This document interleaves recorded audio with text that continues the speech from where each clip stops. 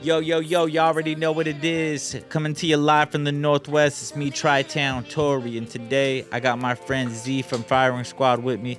And before we get too deep into our interview, because we got a lot of things to talk about, I just want to remind everybody that I just dropped a new merch item. I dropped some Valentine's Day hoodies. Filthy. Filthy. I like those. I appreciate you, man. And if you were able to get that pre-order in, you're one of 12 orders that I did. So just keep an eye on the year, because I'm going to be dropping exclusive merch that's going to go along with projects that I'm dropping. And as far as projects going, I got a music video for Tesla that I'm going to be shooting. And Tesla is off of my 2019 project called Children of the Matrix. And then I have another mixtape banger that's going to come out with Roque and Prodigy. And if you know Roque, you know he's killing it over here in the Tri-Cities. And Prodigy, he's been doing his thing for years. With no further ado, let's get right into things, man. Z, the motherfucking man, the myth, the legend. Let me tell you what, man, I was a fan of you before I even knew who you were, really. You know what I'm saying? Your music just always rang bell in the Tri-Cities. So it's a big time honor to be here today, man. How you doing today? How you feeling? I'm good, man. Happy to have you. Shit, it's been a long time coming, I think. That's right. Yes, it has. I think we talked about it a lot. Yes, sir. But you know, grown men, grown time. Shit come around when it's supposed to. I think we both in a good spot right now, and I think it's a good time to yes sit down and chop it, you know? So no, I feel it 100%. And it's funny because this interview's probably been like a year and a half, maybe 2 years in the making. I mean, I remember when I first got the idea of wanting to do this, I reached out to my homie Primo, our mutual friend Primo, and I started asking him questions about you so I could get some good questions to ask you. So I have those with me today, but we're gonna do a mix of freestyling and get into those questions a little bit later. But yeah, man, the new projects that you've been dropping lately. Well, let's talk about the social media game, because you've been hitting the social media game pretty hard, man. In comparison to the way that things were in the past, I noticed that you're really stepping out and you're doing a lot of visuals, and you're also bringing back some older records. Can you tell me about that process? We talked a little bit off the record about what you're doing with all the older tracks and how you're giving them new life. I don't know, man. I think it was a mix of watching how the young cats are maneuvering and really just wanting to. I sit back sometimes and listen to the albums, and it's like I start thinking if people actually heard these like I wanted them to hear them, and I know they didn't, because it reflects in the plays and it reflects in the fan base and stuff. So I wanted to bring a little bit of light back to these projects, and the only way I figured I could do that outside of putting money into doing whole videos for each of these songs is really just to give them an opportunity to really tap into it and look at it. You know what I'm saying? But I'm just trying to get more active in general, man. I feel like it's easy to make music for people that really make music. So I want to enlighten on that, really, and just show people how easy it really is to make music. Because I feel like it's fun. Yeah. I get lost in the studio. You can find me any day of the week in this motherfucker. And you know what I love about that is that the passion and the hunger, it never dies with you. It seems as if you always see something new to do with the music. I mean, you adapt to the times. You're not a very old dude, man. I mean, you know, you're still you're kind of in the middle of different not genres, but time periods, so to speak. Yeah. Because I remember when I first started rapping, I seen that you were already rapping, and I like to think that I started rapping in like around the 2003, 2004 is when I first started freestyling, really. And I realized that the name Firing Squad, and you know, that was a real big thing in the Tri-Cities, always has, always will be. I'm real curious about the origins of Firing Squad. If you're ready to go down that path, I wanna hear about that. Man, that's all love to the big homie Jedi. Jedi still produces shit. He produced this whole new album I got coming out. He produced the whole album, the whole Firing Squad album, Def Dumb Deviant we just dropped. Jedi produced that whole project except for one. Firing Squad started out in Central California. My boy Jedi started Firing Squad, I think, back in 95, 96, something like that. He was he's a producer. He also raps too. Jedi used to be in the battling circuits and everything. Like, he's a filthy artist. But it started out there. I went out there when I was like 17 with a homie. I felt like I needed to go to California to get out of the little town I was in. I knew back then my head was getting big because I was in a small town. Me being the person I am, I was like, I need a challenge. I need to go see if I'm really good, or if I'm just soaking up, you know, if I'm just a big fish in a little pond. So I went out to Cali, met Jedi when I was like 17. He put me on the squad, meeting me. He bring up a beat that day, and we ended up doing a track called High. My first track I ever did with Jedi, right there at his house in I think, where did he live in? I think he lived in Hanford, California, I think is where he lived. But anyways, we sat down, did a track. He put me on the squad. I was on the squad for some years, going back and forth from Washington to Cali. Over time, the squad out in California kind of started dwindling. People started moving out of state. People was just quit rapping, or people was catching cases. So the squad started dwindling down to a small number out there. And at that same exact time, we was building up a fan base out here. So I went back one time, and me and Jedi had a conversation about it.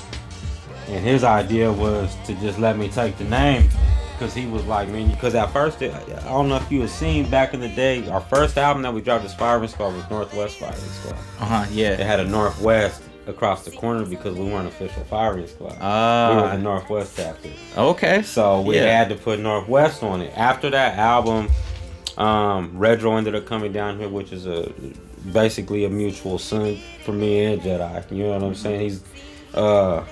He was kind of a kid to both of us. You know what I'm saying? So he came out here. We started working. Jedi seen the work that was happening, the progression that was happening. Me and him got together, and he was like, man, you might as well just take the name and run with it. Yep. He said, everything I was trying to do with Firing Squad, you're doing right now. Mm-hmm. He was like, so I'm going to stay in the back. I'm going to keep smacking beats out for you guys, and we're still going to be Firing Squad over here. He's like, but I want you to run with the name. That's where it started, man. So Firing Squad actually started in like 95, 96. Cats out in California, like 20K, Grinner, who was all out there? Keys, Critical. Man, there was so many dope people out there. And when I went out there, I felt like I was at home, bro. Because everybody that Jedi fucked with was extreme spitters.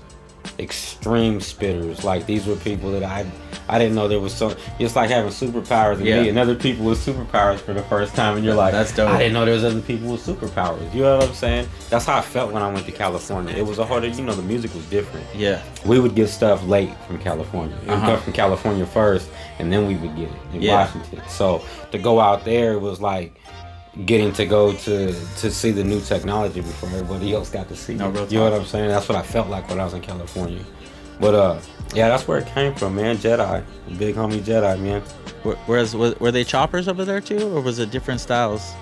Critical, I'm not gonna lie, Critical was like a young Z, bro. I swear to God. And Jedi says it to this day. He was like, if there was ever a person I was able to put against you, he said it'd be young Critical, because Critical he made me rewrite verses. Yeah. And that was cocky young Z that thought I was better than everybody. Damn. You know what I'm saying? I was like, ooh, this little, because Critical was probably 4 or 5 years younger than us. So when I was 18, this man was 14. Okay. And he was literally like murdering songs, and I was like, bro. 20K, he was an older homie. He was he was a Crip from Southern California. But he did super pimp. Like, he was breaking a bitch in every song. That's it. That's what 20K was doing in every song. He was breaking a bitch. Keys, he was out from Oakland. A lot of these people, they don't even fuck with him. He was out from Oakland, so he had kind of that Bay Area vibe to him with bars on it. Grinner's like my brother, bro. And me and Grinner just made fun music. So Grinner, he would chop, but that wasn't his.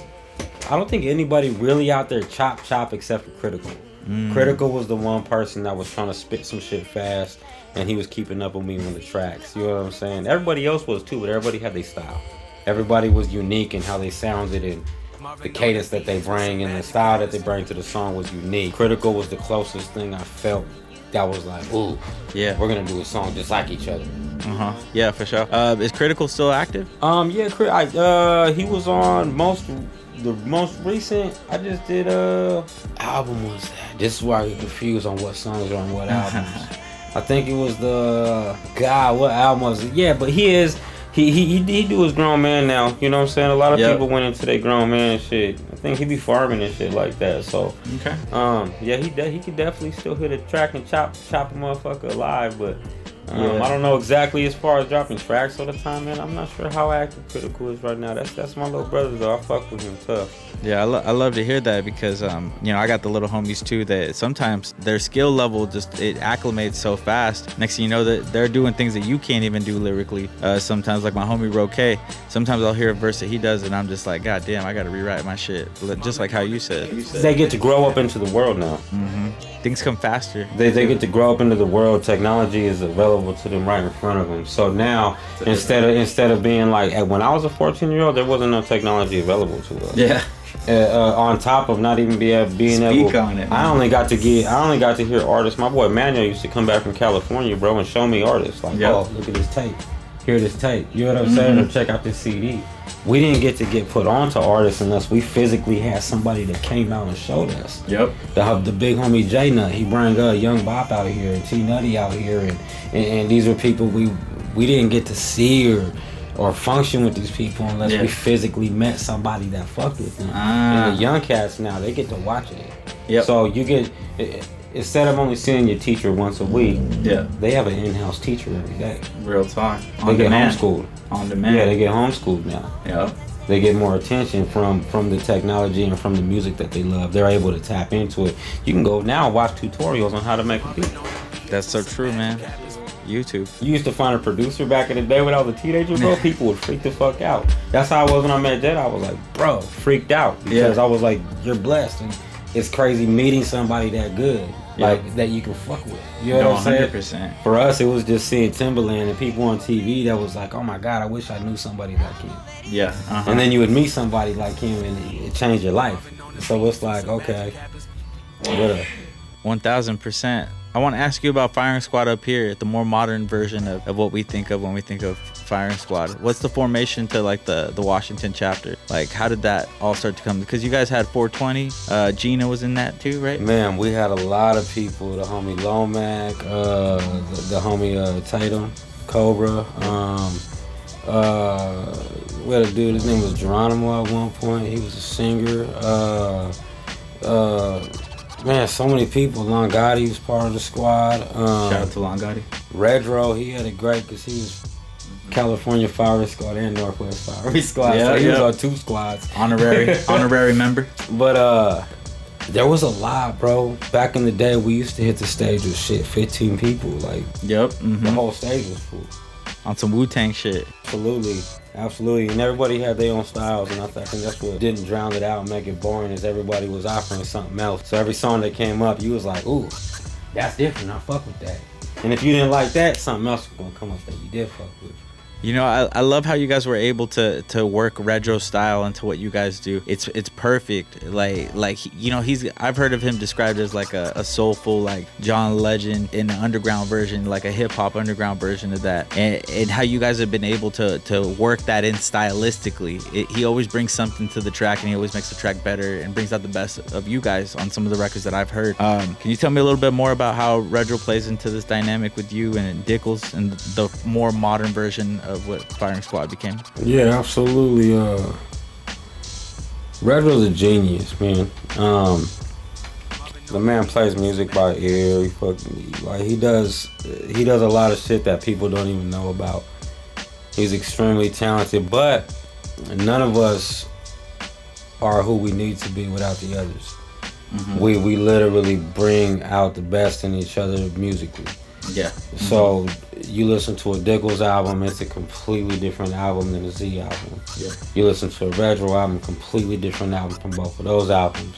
But you put us together, and it's I don't know, man. And I've struggled to find words for it for a long time of what it is, but it's a perfect mesh of.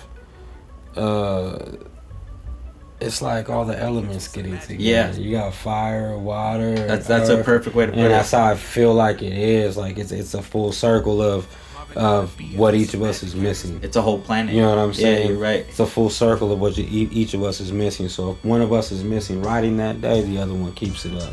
If one of us is missing rhythm that day, the other one keeps it. Everything keeps each other going. If Red hits a bad note, me and Dickles are gonna be like lazy. Lazy. Do it again.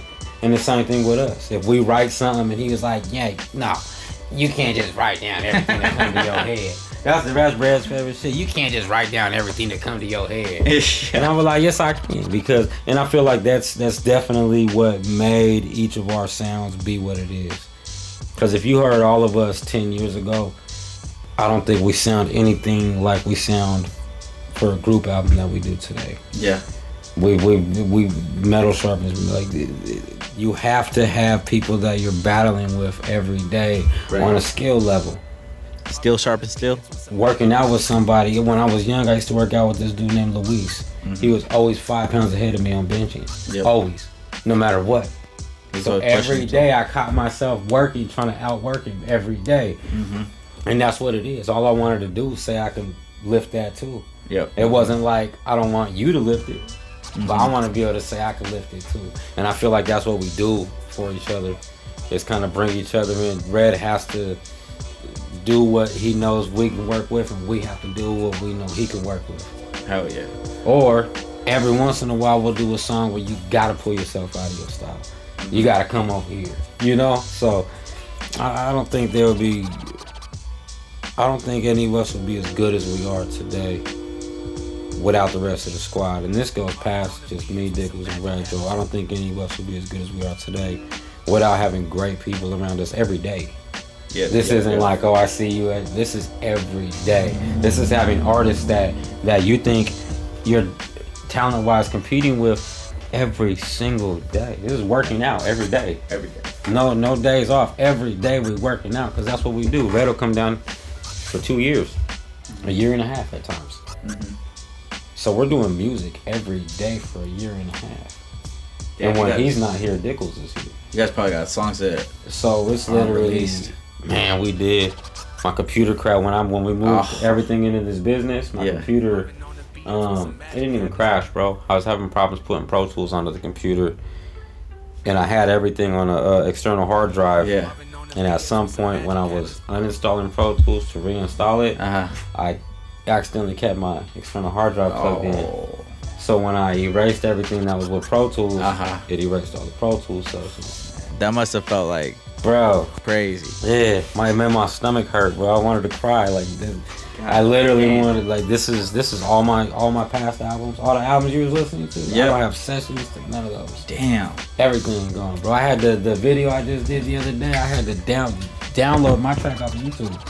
Damn, that's wild. Yeah, bro. All these, I've had the studio since I was 17, so everything that the squad's ever done has been recorded here. Damn. And we lost a big chunk of that, probably like a 10, 12-year piece out of that. Damn, I know that shit fucking hurt, bro. Out of like 20 years, we lost like 10, 12 years of it. Did you have to go back and recreate anything because it was just too classic? Nah, we don't. You don't go back? Nah. Dickles is really big on that. He likes to. Once he records something and he likes it, he will not do it again. He was like, nah. Yours and Dickles' relationship, how did that kind of come together?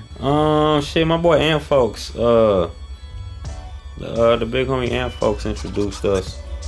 Man, this is back in. I lived on 14 West 14th Avenue. Hold on. Hey, they hated me, bro, because I always wore red regardless. Yeah, and I'm on 14 West 14th Avenue, and everybody thought it was a setup. They was like, "What is wrong with this fool?" I'm like, "Nah, for real, I'm not." Yeah, I'm not. But anyway, we was in this little tiny house, bro. My boy Ant Folks bring him through, and he was with his brother Rombo, and we did a song, and Ant Folks made Rombo and Dickles battle for the spot. He was like, there's only one verse left on here, so you guys gotta battle it out. And Dickles won the battle. They both had to do their verse. They wrote their verse and they spit their verse. Whoever had the hardest verse got that spot. And that's how we used to do it a lot back in the day. That's how people now, they just put 15 verses on the song. I was like, nah, back in the day there was 3. And you had to fight for that spot. You know what I'm saying? So that's how we met each other, bro. And we've been fucking with each other since then, bro. Not long after that shit, we got into a fight with some people. Diggles and stabbed people up, and you know, we was like, okay, we fuck with each other. So shout out to Dickles. It's been music since that, man. It's been music since then. How'd you guys come up with your guys' stage show? Yeah. If you want to tell them a little bit about it. No, I can't. Look, I was actually chilling one day and I seen a commercial from kayak.com.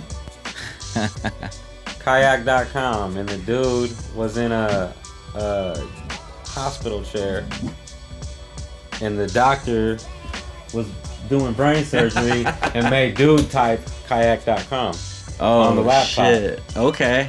And I hit Dickles and I said, we have to incorporate that into a video. Amazing. I said, we have to do a video like that. And we did the West Coast Assault Tour.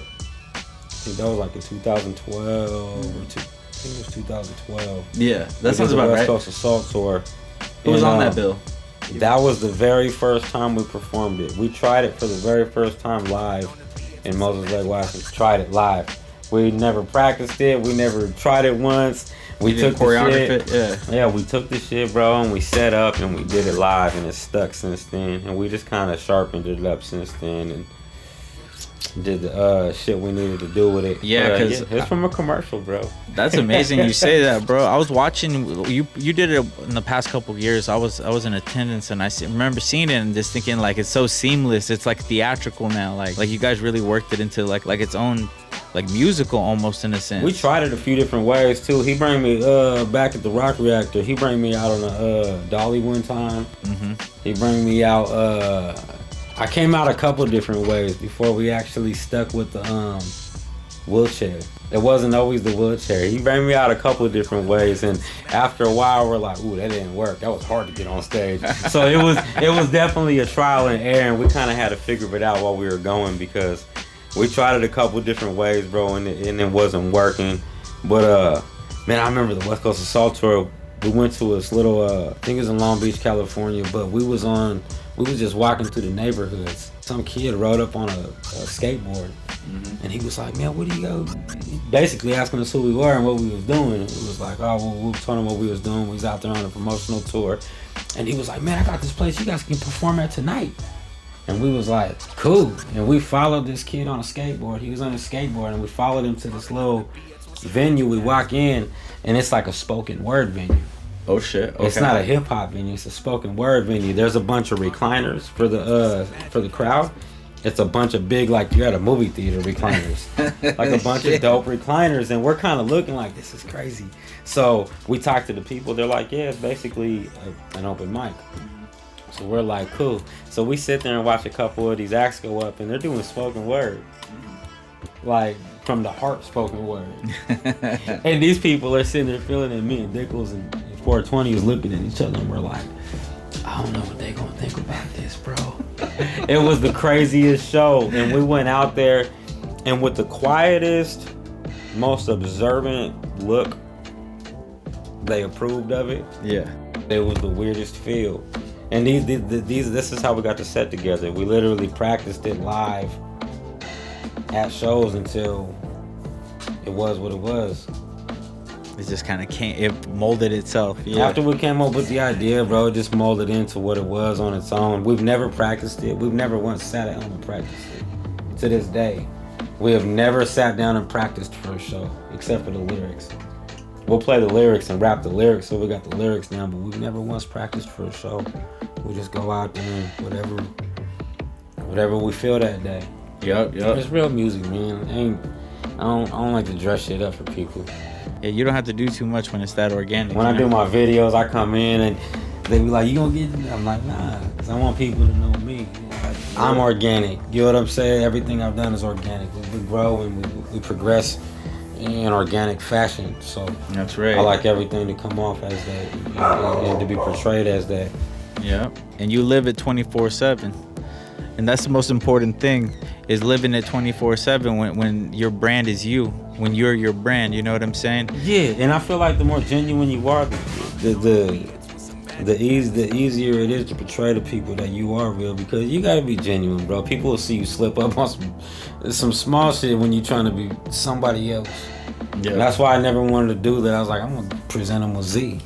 Yep. You either gonna like it or you're not gonna like it, but this is what you got, and it's gonna be this every time. Every single time. I'm glad you said Z, because I want to talk about the name Z, and like how you came up with everything. Z, Piranha, then any alias and nickname that you put on a mixtape or album, like what is the thought process that comes behind creating the identity, which is Z, the Piranha from Firing Squad? Man, it used to be Baby Z.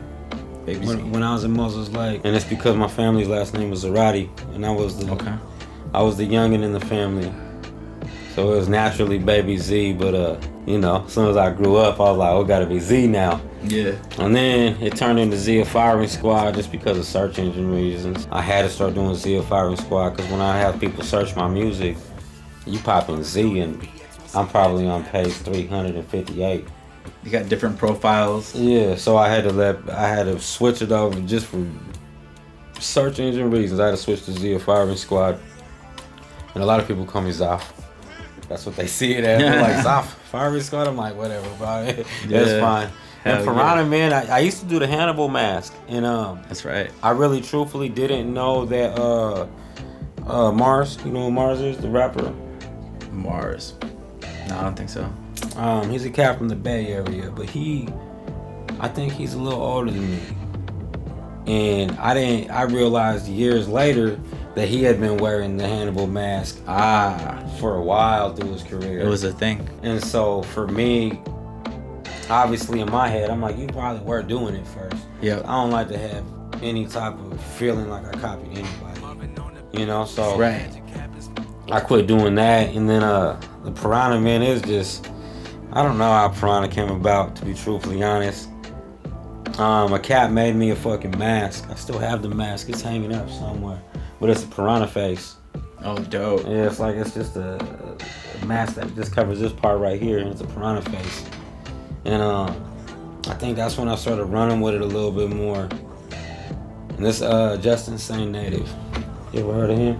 I don't think so. Justin Saint Native, his wife made that mask. Shout out to him. Yeah, shout out to him. Dope ass mask, bro. But yeah, the Piranha kind of came, I don't know where it came from, to be truthfully honest. Dragon Mouth was what I used to do. It was Dragon Mouth for the longest. And shit, that might have been because of Busta. You know what I'm saying? I could have just came up with that because I used to hear him say it. You know what I'm saying? Yep. But I even got a dragon on my neck. You know what I'm saying? The Z logo that I initially did was a dragon. But I seen other people using that. Young Mouth uses the dragon. And once again, I try to stay as far away from shit that other people are doing as possible. You know what I'm saying? Yeah. So Piranha felt like the one thing people didn't want to be, that grimy little fish. Right, you know what I'm right. saying? You're the only Piranha. Grimy little fish. You know what I'm saying? As far as I'm concerned, you're the only Piranha. For me, it was a cool fit. I was like, shit, I'm an ugly little, ugly little mug motherfucker too. So it fit and it worked. So I just started going with that, bro, because the dragon was kind of getting played out throughout shit. But yeah, it used to be Baby Z, man. Yeah, Baby Z. Anytime I hear someone call me Baby Z, I know it's someone from Moses Lake. Off the top. If I hear Baby Z anywhere, I already turn around knowing it's somebody from Moses Lake. I'm like, yeah, it's somebody from Moses. See, you're one of the most versatile artists in the Northwest as far as what you bring in the toolkit, whether it's cadence-wise, vocal delivery, slang, lyrical ability, wordplay. You're like one of those characters, the customizable characters on Madden or something, where you just juice it up all the fucking way. That fool got all the powers. Hey, when you be playing people back in the day, they be like, you can't be using your main characters. And the fighting games and shit, they be like, you can't be using your main characters. Like, nah, that motherfucker bad, boy.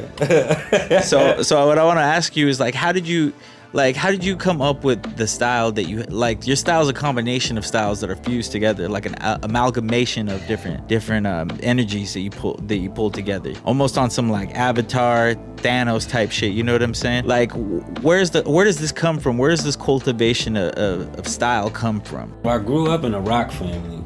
Okay. My uncle was a drummer, so I was 10, 12 years old, putting his drum sets together and shit, bars, you know what I'm saying? Yep. So I was already engulfed in music at that age. My uncle was in a wheelchair, so I did a lot of his moving and a lot of his shit for him. Grew up in a rock family. But for me, I think it was over time, bro. When I heard Twisted, blew my mind. Changed the way I looked at music. When I heard Outkast, blew blew my mind. When I heard AT Aliens, bro, I didn't understand music could be done like that. You know what I'm saying? And it blew my mind. Added something to it. When I heard T Nutty, changed my mind, added something to it. You know what I'm saying? Young Droop was a big person for me. Bone Thugs and Harmony, UGK. There was so many different Method Man, fucking like Blaze. He used to put me onto a lot of East Coast shit. Blaze. Exhibit. He put me onto that Exhibit Restless album. I remember Blaze let me use his. He let me borrow the Big L album. Yes, sir. And he was a lyrical rapper himself. Yeah, he was an East Coast head from the get. Like 100%. He's always loved that East Coast vibe. Notorious B.I.G., bro. I fucked with Notorious B.I.G. Like, you must be used to me spending. Yeah. You know what I'm saying? Like shit like that. Like I think I just had different points in my life that I got put onto these certain things that I knew I wanted to incorporate that person into my style because I looked up to him so much. Before I heard that person for the first time, I didn't know music could be done like that. Yeah. So I'm like, oh, it's like learning guitar for the first time or learning drums for the first time. You're like, oh shit, I didn't know these existed. You know what I'm saying? I didn't know a guitar existed. Now let me try to fucking play it. Like that's how I was with rap. And I would hear these artists, bro, and it'd make such an impact on my head. I would literally get engulfed in this artist for a year, 2 years, 3 years. I want to know everything about them. Lynch, X-Rated, bro, fucking, it's just different eras of my life to eventually, now I'm the age I am and all these people have been incorporated into my style.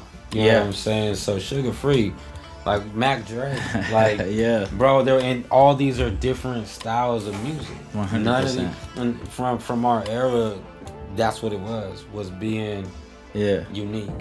And you had access to all this different flavor of music. People would make fun of you for not being unique. 100%. And now they make fun of you for not sounding the same. Yeah, true. Shit has changed. You can't even get on now. If you don't have a certain sound, people be like, that's not. Because you don't got that certain sound that the youngest is doing right now. And back in our day, if you had the same sound as somebody, they was gonna call you out on it. Like, oh, you fake. Yeah. You trying to rap like them. Or you trying to do that like them. You trying to be like them. Yep. So for me, I had to take you know how samples be? You can only use a certain percentage for it to be legal. Yeah. That's how I was with the incorporating their styles. I can only take 3% from you. You know what I'm saying? Otherwise, I'm copying. So for me, I think it was just the way these certain artists impacted my life. I had to put a little bit of each one of these motherfuckers into my Tech 9. When I first heard Tech 9, bro, like, these are all like, I think it's just the diverse artists that I've listened to, bro. I've never, when I was young, I didn't judge music off of, I purely judged it off of how it made me feel and what I heard. Yeah. I didn't care where it was from. And we didn't know where it was from at a certain point. Yeah. We just heard it. We would hear a new artist and be like, oh my God, who is that? Yeah. I don't even know where they're from. Who's that? DMX, Eminem. Like these are, bro, the list goes on of people I just got engulfed in their albums. And it might have only been for 6 months. Right. But I listened to that artist every day for 6 months. You know what I'm saying? Yeah. So it had to be incorporated into the style. And then rock has always been there because my whole family was rock and roll heads. So what are some of the rock bands you like? Man, I used to Primus. Primus, Pork Soda, their album Pork Soda, The Air. Let's get it. It's not too much. Okay. You know what I'm saying? Like some Les Claypool on the fucking bass, bro, just filthy. But very dope. My cousin would listen to shit like Slayer and shit like that. My mom would listen to Tom Petty and shit like that. My uncle would listen to more hard rock. So everything from Metallica, bro, to Nirvana and fucking Stone Temple Pilots and all the best shit. You know what I'm saying? Shit that wasn't rock. Shit that was alternative music. Like, I feel like music I just love music. At the end of the day, bro, there's nothing I can say besides the fact that I love music, and I had to incorporate everything. Black hole sun, won't you come? You know what I'm saying? Like, the video is fucking trippy. These things just made my mind work different, and it was like, damn, that shit made me. I have an epiphany every time I hear something I like, and I'm like, damn, you can throw the ball like that. For a pitcher, you'd be like, I didn't know you could throw a fast pitch like that. Yep. You know, and that's what I felt when I would hear music. it would inspire me immediately.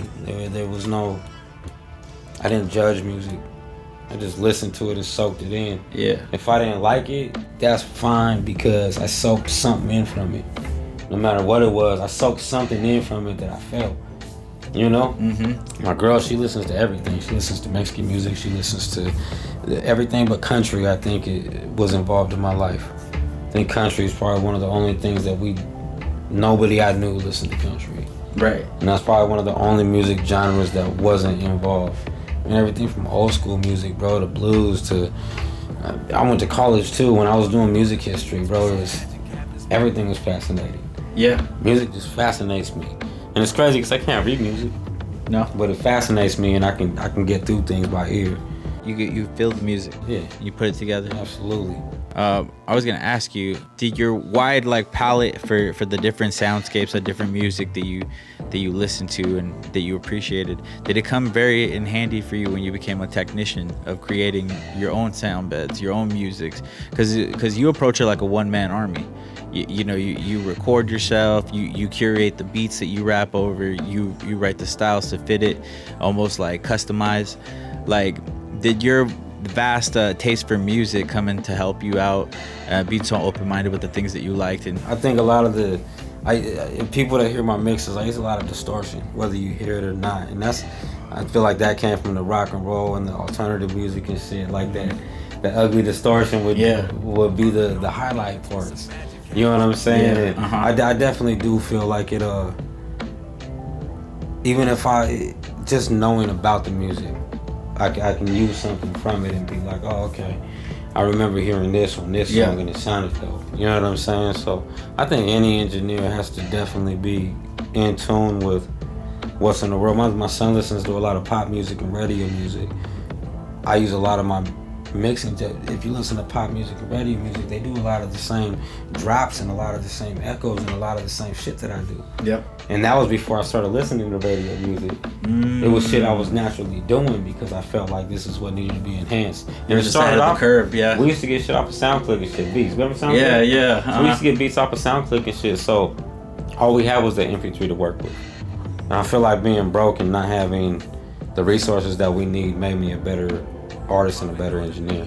Because at that point, I had to take this MP3 file, and we either have to make it bigger because there's 12 people on the squad, or we have to put drops in it, or we have to take a part out, or I got to slow it down because Rego has to sing on that part. And I feel like being broke makes you resourceful with the shit that you got. No, 100%. That's why I barely upgraded, because I've never felt like I needed something to validate my skill. Right. No, 100%. So what would you say is the difference between like an MP3 and a W or a WAV file for those who aren't too familiar with the like recording processes? First of all, hey, let me just say this, because look, a lot of people send me files. MP3s naturally put a small empty space at the beginning of the motherfucker. Yeah, that's true. People will hit me back and be like, hey, my vocals are a little bit off. And I'm like, that's because they probably sent you an MP3 and you recorded them, and then they sent me the wave and I pulled them in on the MP3. But outside of quality, that, man, as an engineer, that's the biggest thing I can say, bro, because obviously the quality difference and the size difference of the files, so you can send them easier and whatnot, but for an engineer, bro, that little gap at the beginning of that MP3 that be fucking people's vocals up. Yeah. See, that's the first time I've ever heard that. Yeah, so I don't know if a lot of people even know the difference, what you're just saying right there. A lot of people don't, because people will hit me and be like, man, my vocal was off just a tiny bit. I'm like, I know, it's like a 16th one.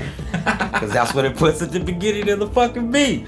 If you look at them, bro, you pull up the same beat, the MP3 in the wave, the MP3 is going to have a little baby blank spot at the beginning of it. That's fucking crazy. Do you have any other do's or don'ts as far as sending your tracks to an engineer? Nah, man, just quality. Don't put no effects on them. Don't put no effects on them. People try to help you out. I think it's just people trying to help you out. Yeah. They'll be like, I'm gonna go ahead and put the telephone effect and put this on and put this on. But when you take you can't do nothing from that point. Once it's up, it's stuck. Ain't that how they say it? Yeah, it's up and it's stuck. Yeah, that's how sending somebody something with effects on it is. Once it's up, it's stuck. Like, you can't do nothing with it. So someone can just send you like the dry vocals and it doesn't really matter what the quality is, like. Nah, not for a good engineer, bro. You should be, unless there's distortion or clips. An engineer should be able to clean that up. Man, that's the job detail, man. That's the job detail. I think certain shit like once again, bro, down to no resources. We learned how to take the shitty vocal that we have. Yep. Because first studio I recorded in, my homie went and traded my boy Lionel, R.I.P. Lionel, man, Black Eyes. R.I.P. He went, I don't know if he stole them from his mom or not. That's not up for me to decide. But we took the fucking 3-way speakers, the house speakers, and we took them down to the pawn shop. Once again, why the pawn shop let 2 kids fucking do a deal with them, I don't fucking know. I can't speak on that either.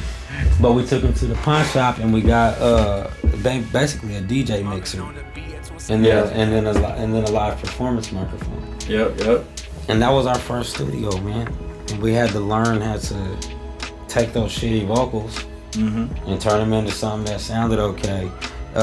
Unsuccessful back then. I was unsuccessful doing so back then. But throughout that process of trying to do that, I that's how I do it now. Yes, because sir. I've learned all the ways not to do it. So I was like, oh yeah, I tried that before. That's horrible. You know what I'm saying? I think that's what it is, man. It's just it's time, it's effort, it's taking yourself to school every day, letting yourself be uncomfortable enough to have an epiphany.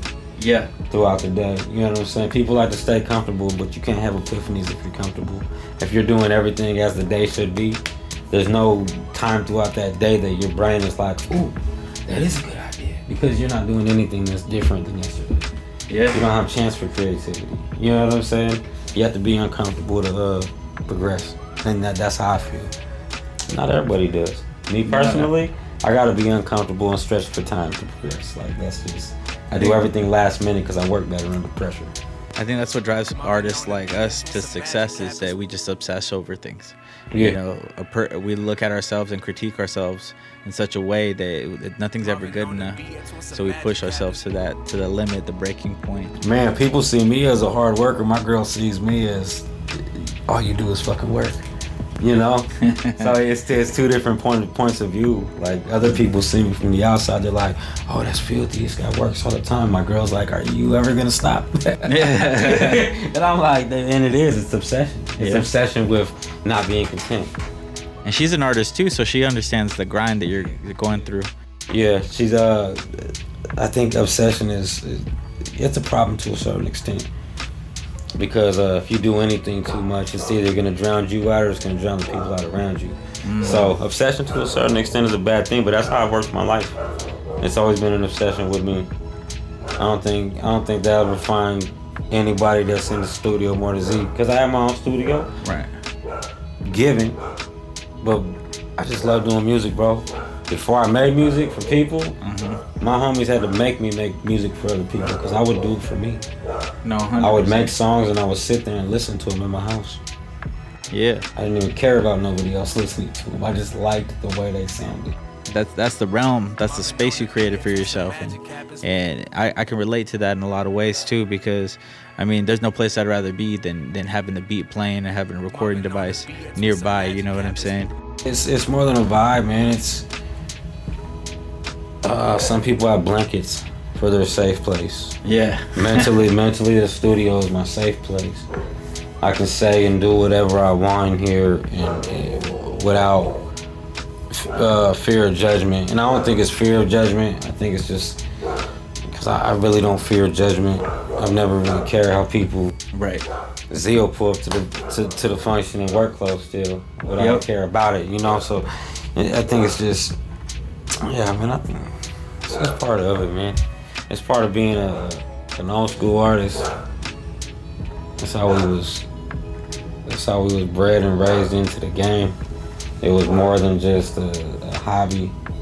It was a way of life for people from our generation. Lifestyle. It was definitely lifestyle. But yeah, we'll take a quick intermission. I just want to let you guys know that we're going to have a lot of music coming your way. And also, I'm going to be posting more of Z's music on my story. So if you want to check out Z's music, I'm going to make it real available for you. But I wanted to ask you about your New York trip. Primo was telling me about this New York trip that you went to, and he said that you met up with either Murder Inc. or Def Jam. He couldn't remember, but you went and you performed out there. You showcased some music. It was a rap summit. Rap summit. It was a rap summit. I flew out there. I think I was 20. I flew out there and we went to the New Yorker hotel. Is where the rap summit was at. But there was A&Rs from every major record label you could think of back then. Mm-hmm. Rockefeller, Sony, all of them, bro. The works. Murder Inc. A lot of the people, because you would walk around with a disc player, and they'd be like, "Play me your best song." You'd go to each table and they'd be like, "Play me your best song." And you would hand them, you take the headphones off, and hand up the headphones off your head, and they would listen to it. And I think 90% of those people, they were like, they're like, "Nah, we're not denying you're dope. You're really dope, but you need to learn how to write a song." That was common consensus was I didn't know how to write a fucking song. That was a critical feedback. And I didn't. You know what I'm saying? I didn't. I literally had songs. And it was crazy because a lot of those songs I showed them back then, I made the beats and everything. Yeah. These are Z-made beats. You know what I'm saying? Like, and I would spit like 32 bars in a row, bro. And then I would talk shit. Like just a freestyle track. Yeah. Literally just talking at the rest. Man, y'all ain't fucking with me. Y'all, yo. So they was right. I couldn't write a song. But Murder Inc. One, they were really impressed with Jedi had a beat on there, that hot track I was talking about. Yeah. That was on the demo that I took out there. Murder Inc. was really feeling it. And they were like, get some shit together.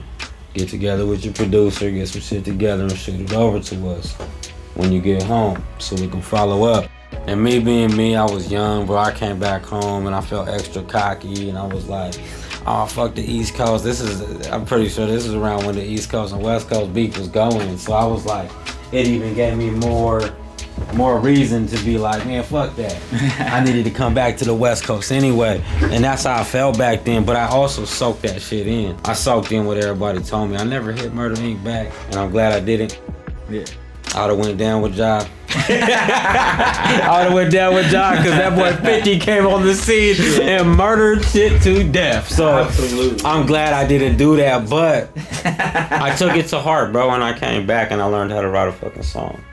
Yeah. I didn't let it go over my head. I grabbed it and I held on to it and I took it seriously and I came back and learned how to write a song and it was just I think it was just a learning lesson, man. I think it was there for a learning lesson. Over the years you've done a lot of collabs with artists in the underground and even some that are pretty close to being mainstream. I heard about the lighter shade of brown, the song you did. You want to tell me about that song in particular, that moment in time? Man, that's a cold story. When I went out to California before I met Jedi in California, I met Pete. And I met Pete because my homie Manuel that took me out there, his girl's native, so we stayed on the res. When we went out there, we stayed on the reservation. And the homie Pete, his wife was native. He lived on the res. He had a studio. And he ended up, I can't remember if he heard my shit or he heard about me or what, but I ended up going to the studio, fucking with him, and I ended up finding out he's DWTX from Lighter Shade of Brown. He's his brother. Oh shit. Pete was his older brother. So I'm like, oh, okay. And he's telling me, he's like, yeah, my brother be rapping and whoop. And I'm sitting here like, okay. And then throughout our relationship, he ends up being like, oh yeah, my brother's coming down. Yeah. His brother comes down to visit. It's fucking DWTX. I had been listening to him, his later shit that he had did with Low Profile, when he was fucking with Low Profile for a while. Okay, yeah. I had been recently, like, me and the homies were bumping the fuck out of it. You know what I'm saying? So outside of the shit that my big sister listened to, like the old school Sunday afternoon and shit. So we end up kicking it at the same house. At the time, me and my girl was sleeping on the couch in the studio that the homie Pete had. We was there for like 3 months. I ended up trading them a 10-track LP for a 82 Cutlass. Oh They shit. traded me straight across a 10-track LP for 82 Cutlass. I recorded the fucking LP in like a week, 2 weeks, bro. As long as it took for Pete to make me the beats, because Pete was a producer. Yep. As long as it took for him to make me the beats, I was knocking the songs out same day.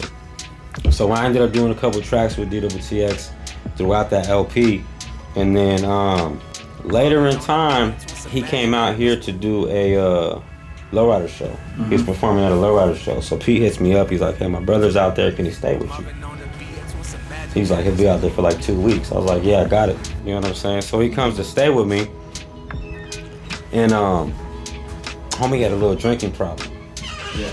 So he ends up going to jail for stealing alcohol across the street at Red Apple. Oh They shit. ended up catching him at Red Apple stealing alcohol. He ends up going to jail. So when he got out, it was like the first time I had seen him sober in a minute. Oh damn. And we hopped on it. I was like, hey, let's get a track knocked out, bro. You know what I'm saying? Yep. And he was on it. He probably felt like he owed me. He's like, damn, I'm gonna get caught trouble for y'all and shit. Like, first day we met him, bro, he came to the house. My girl put her beer down and he walked behind her, grabbed her beer, took a drink and put it back down. And I was like, oh shit, that's what kind of party it is, huh? But yeah, no, he was really, really, really good people. They was trying to shut me down on a hook over in Cali. And DWTX was like, what's wrong with it? I like it. And everybody all of a sudden was like, oh yeah, it is a dope hook. Oh yeah, go ahead and put it on there. You know what I'm saying? Yeah, so that same studio, Humpty Hump, man, went through to that studio. Oh, for real? Listened to one of the tracks I did with DWTX, and he quoted my hook on the wall and signed underneath it. Damn. Bro, like, and I never got pictures of that or nothing. Shit. My boy Pete called me up freaking out. He was like, man, guess who was just here? You know what I'm saying? He was like, Humpty. And I was like, you lying? He was like, no, Humpty was just here. He was like, bro, guess what he did? I was like, what? He's like, he fucking took one of the bars from your hook, wrote it on the wall, and fucking signed his name under it. We're talking Digital Underground. Digital Underground, bro. God damn. Wow. Crazy as fuck, my G. I never got no pictures of it. This is back in the day. People didn't have phones. We just had... There's no proof, you know what I'm saying? Yeah. But it was such an exciting part of my life, because that was a part of my life when I really felt like things was coming together musically. You know what I'm saying? And Was that like your first big moment you feel like with working with artists? And California, I think, had a lot of my big moments, bro. Going out to Cali, it gave me opportunity to meet people. You know what I'm saying? Buster Brown, he was also out there on the reservation. He was an underground artist, but he was fucking with a lot of big people, Cisco and Baby Bass and people like that. Okay. You know what I'm saying? People that was in that area. Shout out to Cisco. That was really popping. You know what I'm saying? So it was like it was a dope era for me. You know what I'm saying? Like, I was recording shit there, and I'd come back and people would be riding through the reds bumping and shit. You know what I'm saying? Yeah. So it was, but that Shock G shit, when he told me Shock G signed that shit and put my bar up there with it, I was like, bruh, it gave me confirmation. You know what I'm saying? It just gives you confirmation that you walking in the right direction. When he found Tupac, like, you know what I'm saying? Like, it's huge, bro. You know what I'm saying? Then he passed away not too long after that. So, DWTX, man, that's my brother, man. R.I.P. R.I.P. Yeah, man, passed away and shit, man. do you still have, where's the music that you guys did together? Is it still on, is it online or is it? Yeah, it is online, actually. Actually, it is online. I have an old ass album. It's on my Bandcamp. Oh, okay. And it was all the tracks on there were done in Cali. It was some of the tracks I did at Peaks. The album that I traded in for, they never did nothing with it. They kind of just sat on it. What had happened was the dude that was funding the studio, I think their relationship kind of went weird. The dude ended up going to prison or something. So the funding wasn't really behind the studio anymore. You know what I'm saying? So I ended up having this is how long ago it was. I had to drive all the way to California to get those songs. Oh shit. Okay. I had to drive to California to get those songs, bro. Crazy. That's crazy. I had to drive all the way to Central California, and I needed them so bad. I hit up the homie. I was like, bro, I need you to drive me out there. This is during winter. We drove out there during the winter time, bro. Damn. Yeah, I mean, Came back. The homie I went out there with, he was doing meth at the time, and he ends up on the way back. This point he's coming down, so he slumped out. Oh shit! Wouldn't wake up. Like I'm sitting there trying to wake him up. Wouldn't wake up. Slumped out, bro, because he had been coming down off it for like a day or two. So he just slumped out. Wouldn't wake up. So I ended up pulling over, going to sleep because I was tired, bro. Cops ended up coming up. And fools ended up bopping us for a fucking zip of weed. I had like 2 half ounces on me. Damn. Bro, we used to just to get some songs. Just to drive out there and get, I think it was like 8 tracks or 10 tracks that he actually had. But yeah, that whole album is online on my Bandcamp, bro. But because of the quality, it never got mixed. Literally all those tracks that he gave me, they were all unmixed tracks. So I just had my music. You know what I'm saying? But I was happy with it, bro. That's all I wanted. I was like, I just want to hear those songs.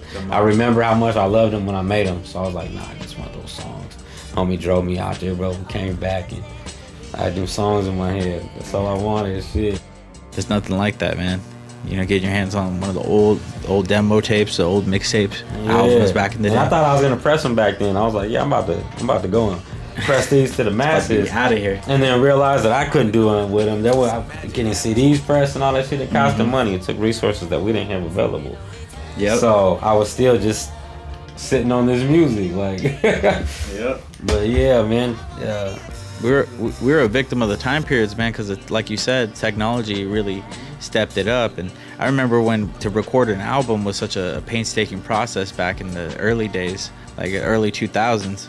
You know what I'm saying? Even making beats before Fruity Loops and you know, all these other programs came to the digital format. You know, it used to be keyboards and fucking, you know, hardware all day. You know what I'm saying? We used to go to Cali and Jedi would make us beats. He had a Korg, a Triton. Yep. He had a Korg Triton, bro, and he would make beats, but then it was we'd be going from house to house of homies that he knew, trying to find somebody with a DVD burner. And this was when DVD burners started popping. Yeah. You know what I'm saying? So we're running around trying to look for a DVD burner, but not just any. It had to be specific because he had to be able to plug in and live record. Okay. And that's how we was getting our beats off of Jedi back then.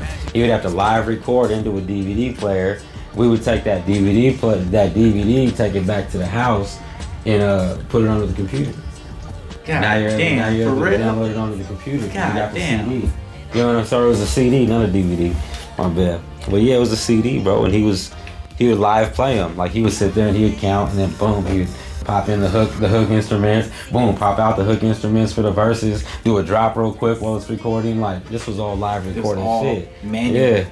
There was no, just put down the hook right there, and 16 right there. And like, nah, he was counting them in his head or just filling them out. And that was Jedi's historical. From you get a beat from Jedi, it might have a 112 bar verse, it might have 124 bar verse, and then the last verse is an 8.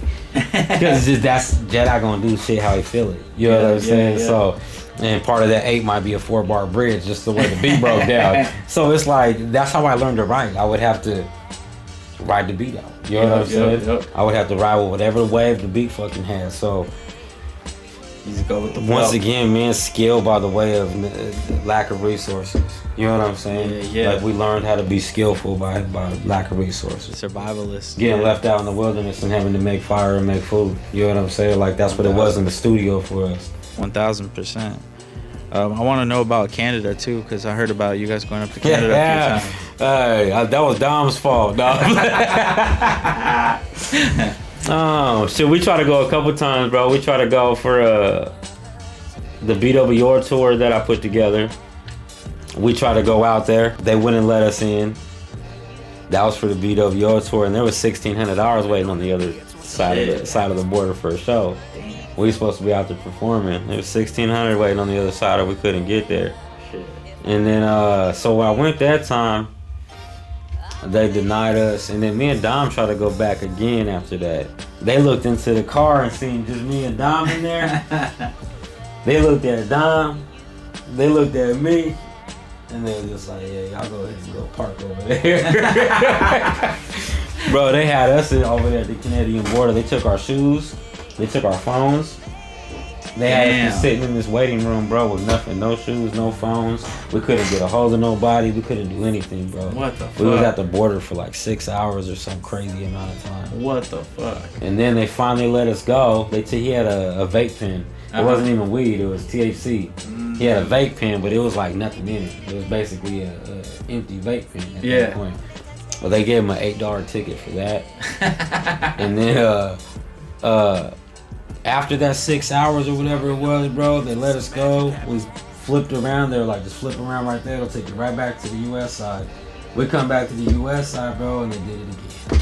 They pulled you over again? And we're like, they just did this going into Canada, and they're like, that's Canada. Oh, man. Bro, did it again on the U.S. side. So we had to sit there for another hour or two on the U.S. side. Jeez. And wait for them to go through their paperwork and release us. I ain't never going back to Canada again. I could tell you that much. For sure. That's fucked up to hear. I you know, it's crazy too because I got connected with a couple Canada homies. They were connected to you. R.I.P. to Ryan. Yeah, RC the Hazard, man. Yeah, he's real good people, man. Yeah, that was family, bro. He was really, really, really good people. R.I.P. But yeah, him and Shua and Will and the other cats, man. There's a few of them out there.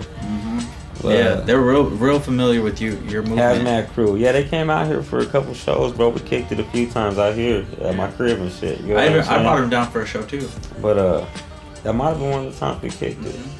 So I remember they were out here for something. Yeah, it was March 10th. It was my birthday show that we had over here at the Eagles.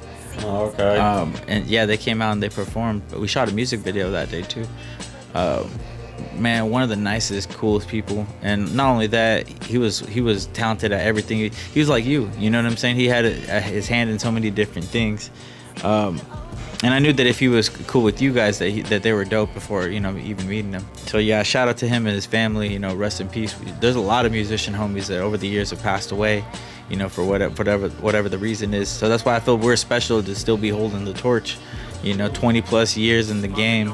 You know, still young dudes, 20 plus years, all this experience. Everybody I grew up with as an idol, bro, that I used to rap with was dead. Every one of my homies that I grew up rapping with, brother. They all done passed away. You're the chosen one, you know, you have to carry the legacy on for them. Real quick before we start to wrap things up, because man, we done got a whole motion pictures, didn't we? I want to know about Blockstar and X-Rated and how does it feel, because you used to listen to X-Rated and he was one of your favorite artists.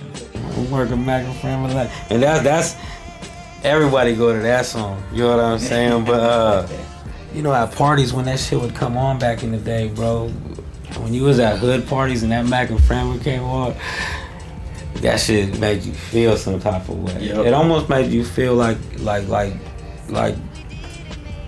you knew what he was going through. You know what I'm saying?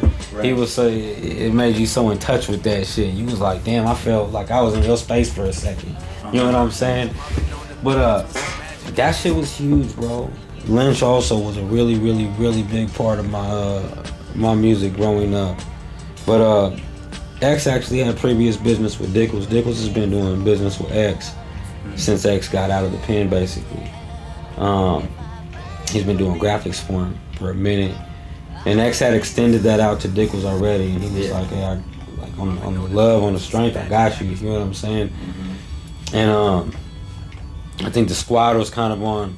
We was going through some family shit at that point, so it wasn't something Dickles was trying to take advantage of at that point in our lives. And then ended up coming back around full circle, man. The homie Young Bob and King ISO, they got together and basically bring us to the table 2X. Like, we think these motherfuckers deserve to be pushed, you know what I'm saying? On some love shit. And X was already on with it because of Dickles. He was like, Dickles has been such a solid motherfucker throughout our relationship. He was already on board. And then ISO and Bob bringing us to the table to just, because there was concerned friends like, look, these motherfuckers need more shine than they get right now. You know what I'm saying? That was even more locked in with him. So as soon as we got plugged in with X, like, he was ready to he's put more time and attention in our shit than we've ever had anybody put into it. Yeah. From the gate, like as soon as we started doing business, it was, all right, well, I'm gonna teach you guys this, I'm gonna teach you guys this, I'm gonna show you guys how to do this, and we're gonna get your shit popping. Mm-hmm. This is our plans, this is what we're going for, this is how we need you guys to maneuver to get there. And that's my biggest thing with X, bro, is I haven't been in a conversation with X without learning something. Right. And he's so readily there. He's so ready to teach a motherfucker. He's not a gatekeeper. He's like, no, I'm gonna show you how to do it, because and a big thing he bring up is the stronger your team is, the stronger you are. And a lot of people don't focus on that. People like to be gatekeepers, not understanding if we're all LeBron, or if we're all Jordan, or if we're all Kobe, or if we're LeBron, Jordan, and Kobe on the same team, we're gonna beat more people than if I'm LeBron and I just got a half-assed team behind me. Because I don't want to give him everything, because I don't want him to be LeBron's with me. And that's one thing we got from him. Another thing he hit me with is, if you can't be used, you're useless. People are supposed to use you. That's why you're skillful. That's why you have these talents. If people can't use you, you're useless. You know what I'm saying? Yeah. Because that was his biggest thing. He's like, use me, catapult off this shit. You know what I'm saying? Like, use what I'm giving you guys, run with it. That's what it's for. You know what I'm saying? Yeah. And I think that's the biggest thing, man. We dropped the Squad album. Next up, we're gonna run with some solos, and then we're gonna go back to the Squad shit. Because he wants everybody to get that same amount of shine. You know what I'm saying? Yeah. So, and I got some albums coming up. I got the Do 6 Gang album. I've been floating that around for a minute, bro, and finally gonna jump the gun on that motherfucker. You know what I'm saying? And get that out to y'all this year. And then I got a solo album coming out this year too. And that's just basically done. I'm just sitting on it because everything has to be right to get it turned in with X. He's like, nah, we gotta have everything 100%. You know what I'm saying? Like from vocals, from lyrics written down to contracts with the producers, to videos, to the single selections, to, you know what I'm saying, to everything. So the shit's coming. Yeah, the shit's coming, bro. It just takes a little longer to get it together and execute. Now, when you do it properly, I guess it just takes a little longer to execute. I'm just so used to writing an album, dropping it, moving on and writing another album. Yeah. That's how I've always, because I just like to make music. We talked about it earlier. Yep. Mm-hmm. So for me, the whole promotional fucking gig after the album drops, I just was never into it. Yeah. Just wasn't into it. I wanted to make more music and forget about that music and keep going. Keep it moving. So, yeah, he's definitely showing us how to do shit right, bro. He's a very loving person, a very respectful person, a very, very, very business oriented person. You know those people, you be like, fam's family, before you're like, oh yeah, we do music together. You be like, that's my brother. You know what I'm saying? Yeah, for sure. That's how X be. He don't be like, oh, it's family first. You know what I'm saying? First, we're gonna figure out this relationship. Yeah, hell yeah. And then along with that good relationship, now comes music. Because two people that naturally do music, you build a good relationship, you guys are naturally gonna do music. That's right. So you don't have to work on music. When we meet up with each other, you don't have to work on music.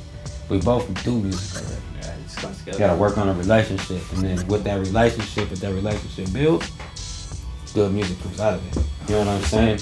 That's another thing you tell. Like, I'm telling you, I fuck with X really, really tough because, like I said, it's nothing but game every time I talk to him. Shout out to X. And he don't dislike giving it to us. Yep. You know what I'm saying? He's gonna tell us the shit we did wrong, or the shit we should tighten up on a little bit. He's gonna tell us the shit that we did right. You know, we're gonna move on from there. So it's exciting, bro. I'm as you know, I got so much music in me. I feel like there's another 15, 20 years. Yeah. So you keep dropping that shit. Yeah, I'm excited. I'm excited to keep moving, man. Keep my feet moving and shit. I wanted to ask you, man, what are some things that you learned from your time period with Brain Sick? The family vibe at Brain Sick, bro, I liked it. I loved it.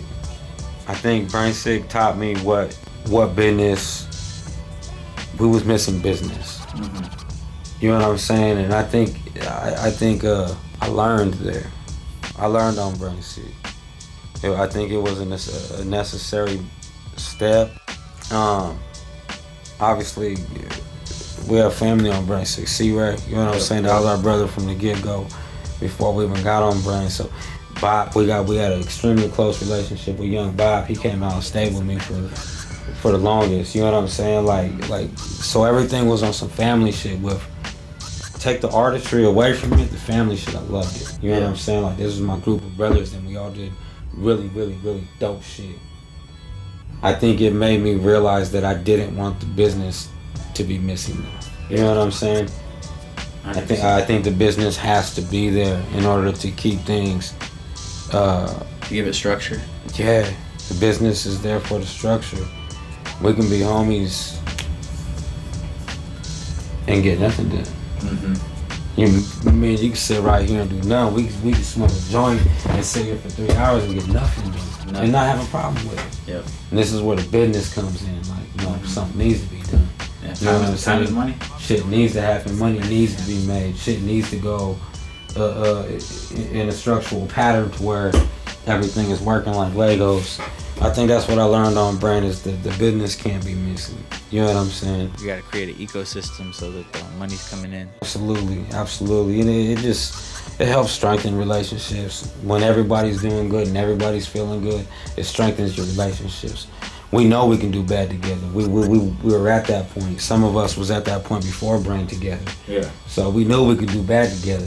Now we all got to do good together. And I think that's where I wanted it to get to, was all of us doing good together. You know what I'm saying? Yeah. I wouldn't take it back at all, man. I love Twisted as my top 5 artists. Yeah. He was another person. When I heard him, Dickles showed me his album for the first time, to Shoot for the Face, and it blew my fucking mind. Yeah. I was like, I've never heard anybody rap fast like that. That's right. Twisted would rap fast, but it was different. Yeah. You know what I'm saying? Boner rap fast, but it was different. Yeah. Young Droop rapped fast, but it was different. That's how Young Droop rapped. Yeah. You know what I'm saying? They have their own. So it was Twisted was a like, you know what I'm saying? That was the first time I'd ever seen a motherfucker just dice it up. Yeah, like dissect some shit. You know what I'm saying? I was like, that's wild. But I think Burn Sick was a necessity. It was necessary. I wouldn't take it back, bro. I loved a lot of the time that we was on the label. I think I was just I'm such a I can't say money oriented person. I'm a business oriented person, and I thought I was waiting for the business growth. You know what I'm saying? Yeah. I think that's the only thing I can say. I was just waiting for the business growth. That was it. That was it, man. And everything else on Brain, I loved it. I love the fact that we all had the same musical mindset, and we can get together and make some shit without even trying. Yeah. 100%. I like fucking with people when you can just make something extremely fucking dope. We didn't even try. Yeah. We just went in there and just did us. Like, it wasn't like, you guys, we have to make a dope song today. It was like, you don't force the shit. yeah, it was like you didn't realize you made something filthy until you guys are listening to it and people start looking at each other like, damn, lightning in a bottle. you know that look when you're like, that was hard. This motherfucker can. Yeah, swear to God. And I think that's I know what you mean. Yeah, absolutely. I want to ask you too. You got a hilarious little side project. I don't know if it's a side project, but that you have a character, an alter ego that you play, with the blonde dreads. A little confused. A little confused, man. Man, give us the rundown a little. That's my dude. That's my dude, bro. I fuck with a little confused. The Do 6 Gang album, bro. I did the album in 2020 during COVID. Yep. When COVID hit, me, Dickles, Twisted, and C-Ray had just took off on a tour. COVID hit and they were talking about shutting down Washington borders. I don't know if you remember that when it hit Seattle really bad. Yep. And they was talking about shutting off Washington borders where people couldn't go out and come back in until they got it under control. We did the first show or maybe 2 shows and we were like, damn, we gotta go back home before we get locked out of the state. That's what me and Dickles was thinking, like, we gotta get home before we get locked out. 100%. So everybody took off back home, and it was COVID. I ain't gonna lie, Dickles came over one time after that, and I told him, I told him to wash his hands or wipe his hands, or I forgot what I told him. I was like, nah, you ain't finna touch that. And that fool didn't come over for months. He got butthurt. He was like, oh, you gonna get germs from me. He got butthurt about it. But I forgot what it was. But he was all like, you my brother. What the fuck you mean? And we gonna get it together. You know what I'm saying? Like, but I was in the studio by myself. Nobody wanted to go out. Nobody wanted to do nothing. And I go crazy, bro. Like music, people don't understand how I engulf myself in music. Like, I damn near drown myself in it. You know what I'm saying? I damn near drown myself in it. And I couldn't get past the fact of not doing music with people, because a lot of people I was doing music with, they didn't have studio access at their house.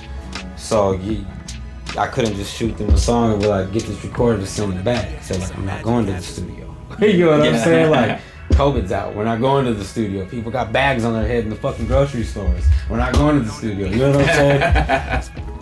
That was a crazy first couple months of that. Oh my God, bro. You were seeing people in the wildest shit at the grocery stores.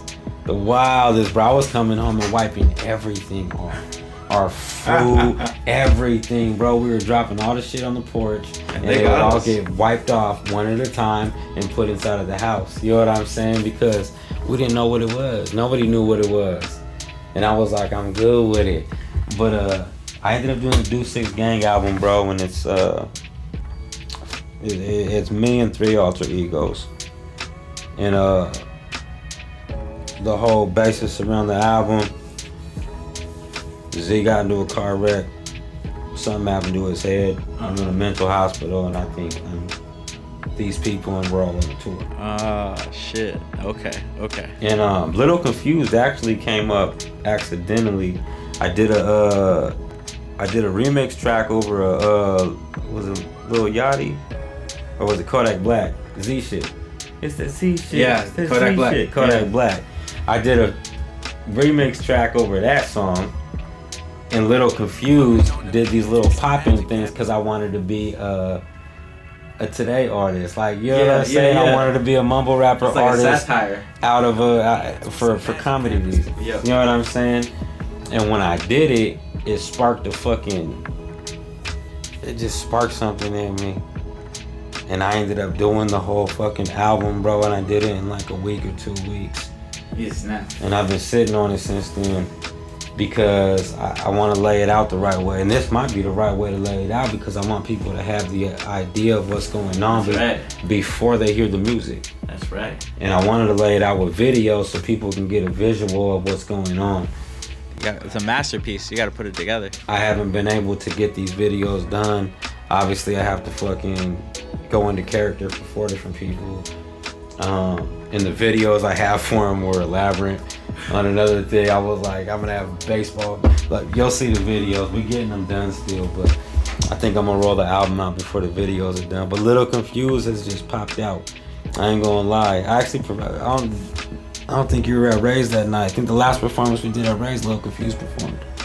Is that right? I did a wardrobe change behind the curtains on stage.